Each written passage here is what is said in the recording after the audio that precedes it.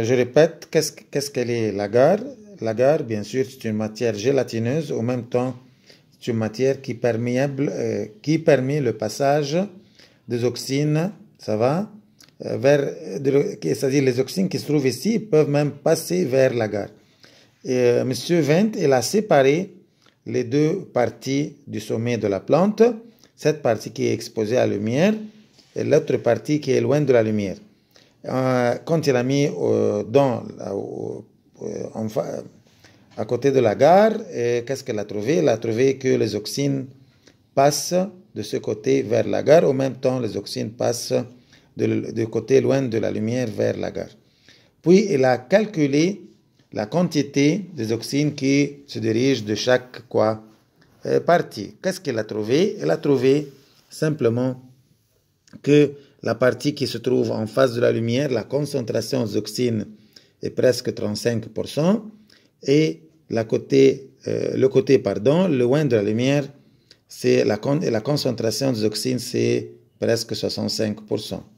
C'est-à-dire il y en a une variation de la concentration entre les deux parties, bien sûr, du sommet de l'allongement de la tige.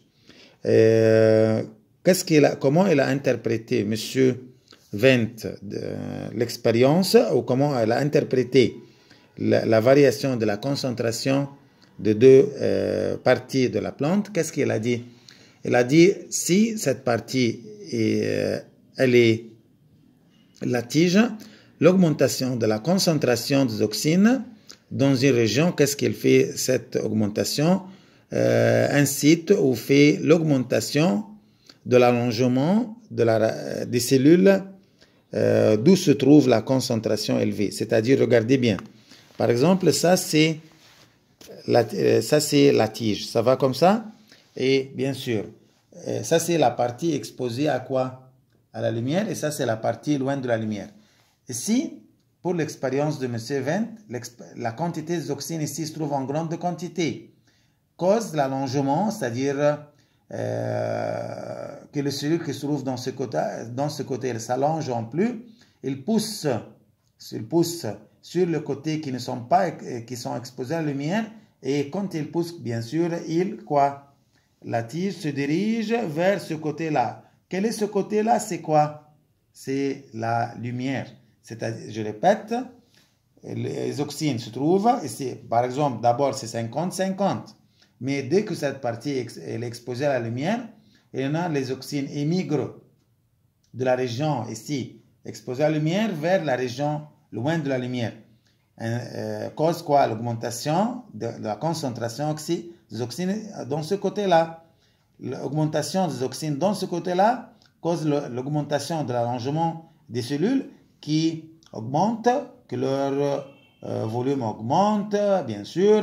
Ainsi, ils poussent sur les cellules qui se trouvent au-dessous, et ainsi de suite, les cellules se dirigent, le sommet de la plante, de la tige, se dirige vers vers la lumière.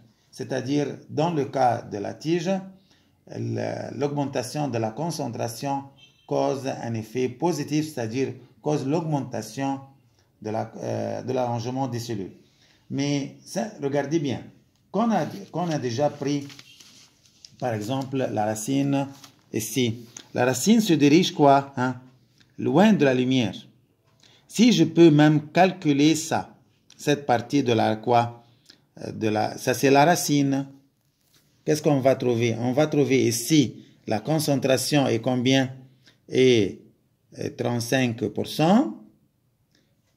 Ici c'est combien? Est 65%.